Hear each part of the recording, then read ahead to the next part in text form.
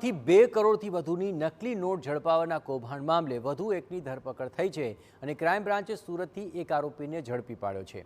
સુરતના ભાવેશ ગજેરા નામના આરોપીની ધરપકડ કરવામાં આવી। ભાવેશે નકલી નોટ બનાવવાના સાધનો ખરીદવામાં મદદ કરી હતી, સાથે આ નકલી નોટને બજારમાં ફરતી કરવાની ડીલ પણ કરી હતી। આ મામલે પહેલા પ્રદીપ ગુરુજુ સહિત 7 આરોપીઓની ધરપકડ થઈ ચૂકી છે।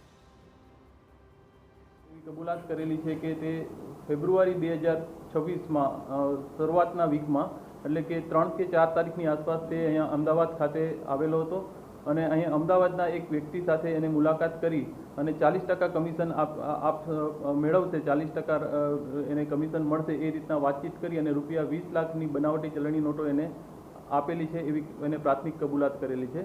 હાલમાં ક્રાઇમ બ્રાન્ચની ટીમ દ્વારા એ વ્યક્તિની ધરપકડ કરવા અને બાકી રહેલા જે 20 લાખ રૂપિયા જે છે એ બજારમાં જે ફરેલા જે સર્ક્યુલેટ કરવામાં આવેલ છે તે રિકવર કરવા માટેની કાર્યવાહી ચાલુ છે।